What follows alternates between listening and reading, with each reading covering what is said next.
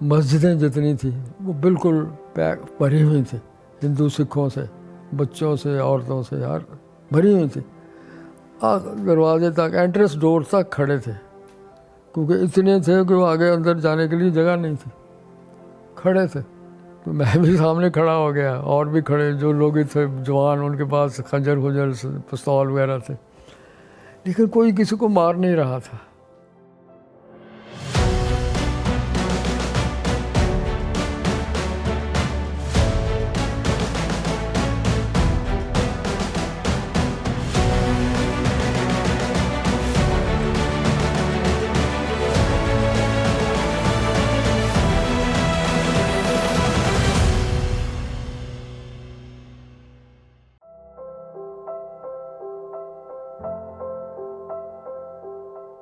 तहसील headquarter है चिश्तियाँ।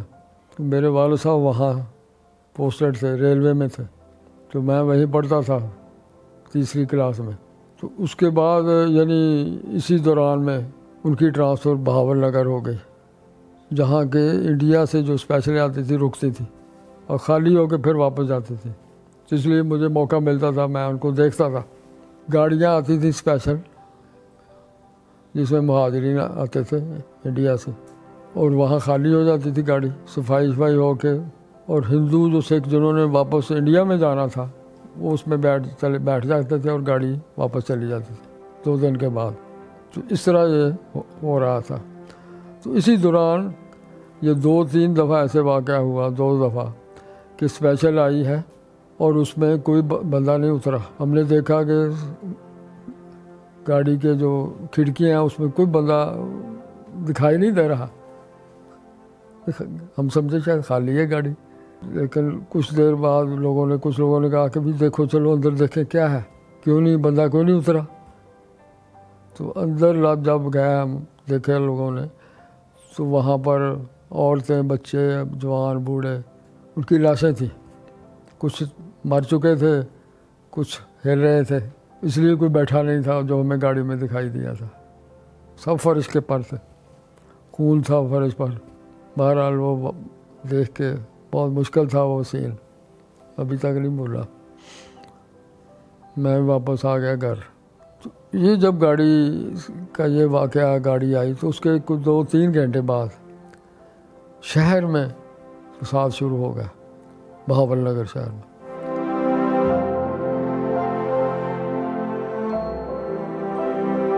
मुसलमानों ने रिटेलिएशन में, वही जो स्पेशल में उनके लोग शहीद हुए हैं मुसलमान, उन्होंने वहाँ हिंदू सिखों को मारना शुरू कर दिया। वहाँ चीखों पुकार खूब हुई, धुआं निकल रहा है, गोलियाँ चल रही हैं। तो 2-3 घंटे आप समझे ये काम होता रहा। तो उसके बाद फिर इंडियन नहीं, वो जो स्टेट है बहावलपुर स्टेट, उसकी आर्मी आ गई। उन्होंने बिगल वगैरह बजाने शुरू कर दिए, कर्फ्यू लगा दिया 24 घंटे के लिए। तो सब लोग फिर छोड़ के, कत्ल वगैरह छोड़ के अपने घरों में चले गए, क्योंकि जो बाहर रहेगा उसको फिर गोली मार देंगे वो कर्फ्यू में। तो वापस आ गए लोग। अगले दिन जब 24 घंटे हुए तो फिर बिगल बजा शहर में कि भी कर्फ्यू लिफ्ट हो गया फॉर 3 और 4 आवर्स, 3-4 घंटे, ताकि लोग बाहर आएँ, अपने ज़रूरियात ज़िंदगी जो है वो ले सके दुकानों से। मैं भी इस तरह गली में शहर में चला गया। हमारा घर शहर के करीब ही था, स्टेशन के पास। तो वहाँ जो ख़ास बात वो देखी वो यही थी कि मस्जिदें जितनी थी वो बिल्कुल पैक भरी हुई थी, हिंदू सिखों से, बच्चों से, औरतों से, यार भरी हुई थी। दरवाजे तक, एंट्रेंस डोर तक खड़े थे, क्योंकि इतने थे कि वो आगे अंदर जाने के लिए जगह नहीं थी, खड़े थे। तो मैं भी सामने खड़ा हो गया, और भी खड़े जो लोग थे जवान, उनके पास खंजर खुंजर पिस्तौल वगैरह थे, लेकिन कोई किसी को मार नहीं रहा था। अब सामने 1 मीटर के ऊपर, सिर्फ 1 मीटर दूर हिंदू खड़ा है या सिख खड़ा है, लेकिन 1 मीटर दूर मुसलमान जिसके पास पिस्टल है साइंस, उसको मार नहीं रहा। ये सबसे बड़ी अजीब बात थी। तो मैंने भी कहा एक बंदे को, मैंने कहा मारो तुम। कहता ना, मैं क्यों? कहे अल्लाह का घर है, अल्लाह के घर में खड़े हैं, यहाँ नहीं मार सकते। کسی نے ہاتھ نہیں لگایا ان کو، مسجد اسی طرح بھری رہی، کھڑے رہے لوگ اور ان کو مسلمان گالیاں دے رہے ہیں، کہتے ہیں نکلو باہر تمہیں مارے ہم۔ وہ کہتے ہیں کیوں کریں، ہم نہیں نکلیں گے۔ تو اگلے دن انڈین آرمی آ گئی، شور پڑ گیا کہ جی وہ ان کو لینے آئی ہے، ہندو سکھوں کو۔ تو انہوں نے وہاں جو مسجد جہاں مسجد تھی وہاں سے لے کے اسٹیشن تک وہ کھڑے ہو گئے فوجی ان کے، اور ان کو اسکارٹ کیا۔ یہ ہندو سکھ نکلے اور اسپیشل ٹرین میں بیٹھ گئے۔ جب بھر گئی تو پھر وہ واپس چلے گئے اپنی گاڑی میں، وہ بھی بیٹھ کے انہیں کے ساتھ، اور وہ گاڑی پھر انڈیا کو چلی گئی۔ اس دن ایسے ہوا کہ وہی گاڑی جس میں یہ قتل و غارت ہوئی تھی وہی واپس جا رہی تھی۔ اب مسلمانوں نے کچھ مارے بھی ہیں لوگ وہاں پر، جیسے میں نے آپ کو بتایا، تو باقی جو ہے بھاگ کے مسجدوں میں چلے گئے۔ اب یہ دیکھیں نا، ہندو سکھ بھی بھاگ کے مسجدوں میں گئے، تو پھر وہ جناب گاڑی میں بیٹھ کے واپس گئے۔ تو اس کے کوئی ایک آدھ گھنٹے کے بعد خبر یہ آئی، وہاں پر مشہور ہو گئی کہ جی یہ اسپیشل ٹرین جو انڈیا کو جا رہی تھی بارڈر سے پہلے ہی مسلمانوں نے اس پر حملہ کر دیا، اور انہوں نے وہ بدلہ لیا جو کہ اس ٹرین سے تھا۔ یہ نہیں پتا، اب مجھے نہیں پتا کہ اس میں کتنے مارے انہوں نے، کتنے نہیں مارے۔ بہرحال یہ اتنا ضرور سنا کہ وہاں انہوں نے اس ٹرین کو روکا، وہ روکتے تھے اور درخت کو بڑے بڑے ٹہنے آگے کاٹ کے پھینک دیتے تھے، تو گاڑی کھڑی کر جاتی تھی۔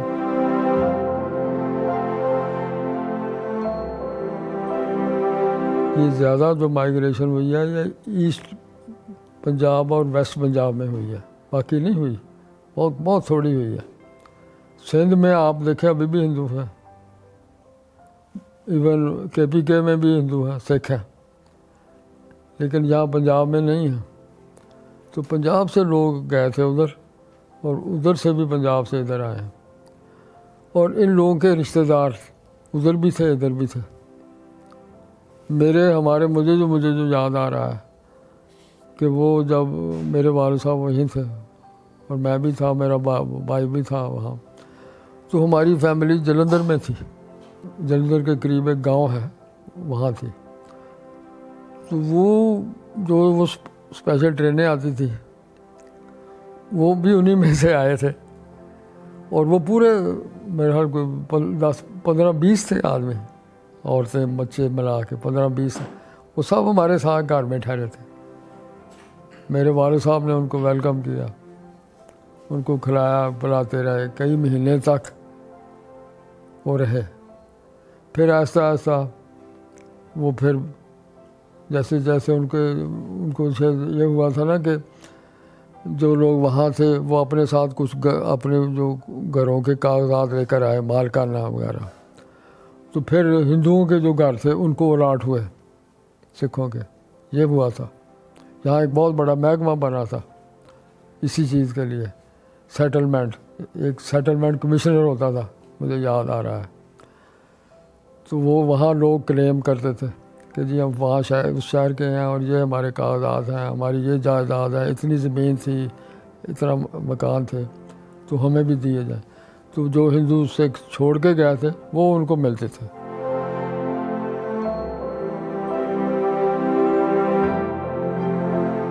اس میں تو کوئی شک نہیں، پاکستان بننے کی جو موومنٹ تھی، قائد اعظم بہت اچھی طرح لیڈ کر رہے تھے، بڑا جذبہ تھا، اس میں کوئی شک نہیں۔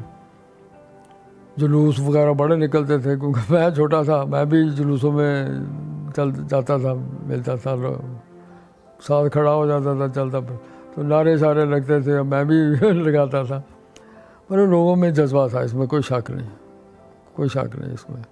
پھر میں نے آپ کو بتایا نا کہ مسلمانوں کے اندر جو میں سمجھتا ہوں، وہ جو واقعہ میں نے بتایا کہ ہندو سکھوں کو 47 میں کسی نے نہیں مارا، اگر وہ مسجد میں ہے، لیکن اس کے بعد 70s میں جب میں ادھر تھا تو میں نے خود دیکھا کہ بندہ آیا، اس مسجد میں اس کو گولی ماری آ کے، ابھی بھی ہوتا ہے۔ تو یہ بڑا دکھ ہے، اس میں بہت دکھ ہے کہ بھئی مسلمانی اچھی ہونی چاہیے تھی، مسلمان ملک میں اچھی کی بجائے ڈیٹیریوریشن ہوئی ہے۔ میرا دوست ایک تھا، مجھے یاد ہے اچھی طرح، وہ قافلے میں آیا تھا، ٹرین میں نہیں آیا تھا، کچھ قافلے بھی آتے تھے، یہ بیل گاڑیاں نہیں ہوتی ان میں بیٹھے ہوتے تھے، وہ ہزار بیل گاڑی آ رہی ہے، اس میں سوار ہیں لوگ، اور راستے میں بچ گیا نہیں تو 2-3 حملے ہوئے تو صاف ہو گیا، ختم ہو گیا، ایک نہیں مطلب ایک جگہ بچ گیا، کچھ شہید ہو گئے، باقی جو بچ گئے انہوں نے چلے آگے پھر حملہ ہو گیا، اس طرح بھی ہوا ہے۔ تو وہ میری عمر کا ہی تھا، 8-9 سال کا، تو وہ اپنی ماں اور باپ کے ساتھ باقی خاندان کے ساتھ بھی اسی طرح بیل گاڑی میں سوار تھے، جب حملہ ہوا تو اس کا باپ شہید ہو گیا، وہ جوان تھا باپ اس کا، ماں بھی جوان تھی، ان کا صرف یہ ایک بیٹا تھا جو بچ گیا، باقی لوگوں کے ساتھ واپس وہ پھر اس کے ماموں نے اس کو پھر پالا، اس کی ماں بھی اس کو بھی رکھا اپنے ساتھ، وہ بیچارہ بڑا دکھ تھا اس کو اس کی باتوں میں کہ 9 سال کا بچہ، وہ بھولا بھی نہیں، اس نے سب کچھ دیکھا بھی، اس کے سامنے اس کے باپ کو شہید کیا گیا، تو اتنے لوگوں نے قربانیاں دی، لیکن دکھ ہے۔